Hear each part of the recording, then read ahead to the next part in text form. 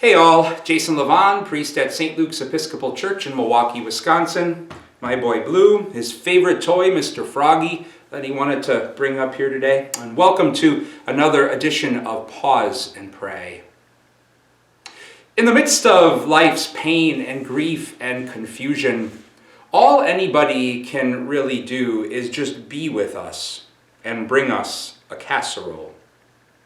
Those words come from the Lutheran pastor Nadia Bolz-Weber, a hero of mine. And they speak a real truth to life, which is that at times words run out. And what's needed is something deeper and more constant, love and presence. And that can be a difficult truth for somebody like me to swallow, who loves to preach and use words. It can also be a difficult truth for us to swallow who love to fill our social media feeds with all sorts of words, especially when it comes to politics on all sides of the aisle and on issues. But we all know, if we've lived, that we will be brought to places in life where the words simply run out. Today, the church celebrates the feast of St. Thomas Aquinas. He had that same experience. Born in 1224 or 1225 in Italy, he was a Dominican priest, arguably one of the most brilliant theological minds in the history of Christianity. He set out to prove and articulate the ultimate truth of God in this voluminous work known as the Summa. 38 treatises, 3,000 articles, 10,000 objections.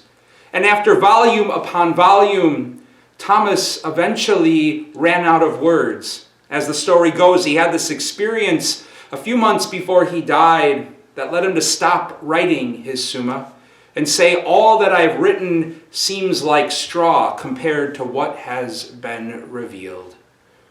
Even Thomas, this brilliant, beautiful mind in the church, ran out of words, but still celebrated and was left in awe and wonder at what remained.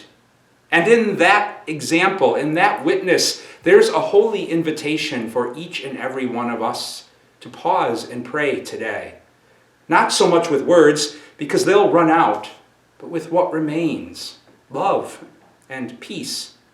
Maybe we do that today by making a casserole and dropping it off for somebody who's lonely or struggling.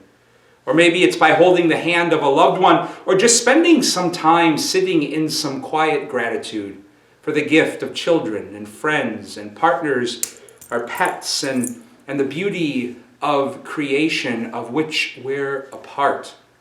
And in the end, to celebrate that God finds ways to keep showing up with grace and peace and love and mercy and light.